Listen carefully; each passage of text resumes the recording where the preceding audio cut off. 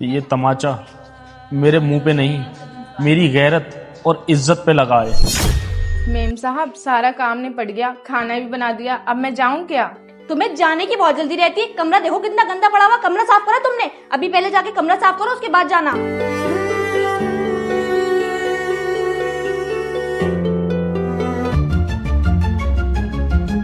Ma'am साहब के सोने के कड़े।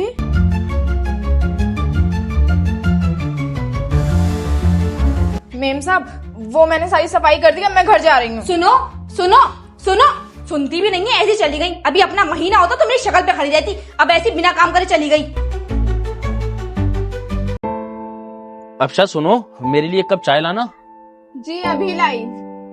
शोएब, ये लीजिए चाय। सुनिए,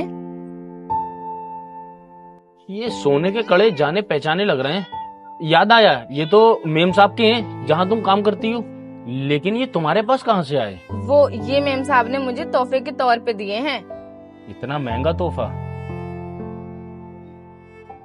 सुनो, ये कंगन बेच के तुम अपनी दुकान कर लो और एक छोटा सा घर खरीद लो। इधर बैठो। पहली बात तो ये कंगन बेच के हम घर क्या छोटी सी दुकान खोलना भी मुश्किल पड़ेगी। और दूसरी बात, ये किसी का तोहफा दिया बा अल्लाह की अमानत होता है और अल्लाह की अमानत को बेचा नहीं जाता है। और तीसरी बात, तुम तो जानती हो मैं ईमानदार और गैरतमंद इंसान हूँ ना।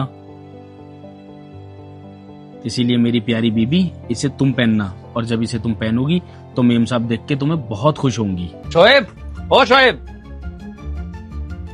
अरे वसीम भाई, आप अचानक से घर पे? ज्यादा भोला बनने की जरूरत नहीं है। तुम्हारी बीवी मेरे घर से सोने कंगन चुरा के लाई है।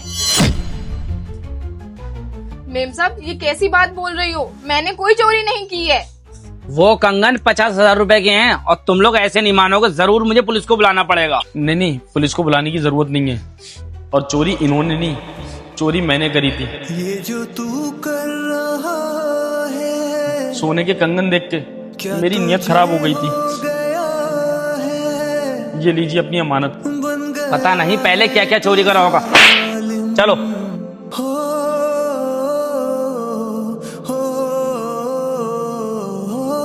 शोएब, मुझे माफ कर दो।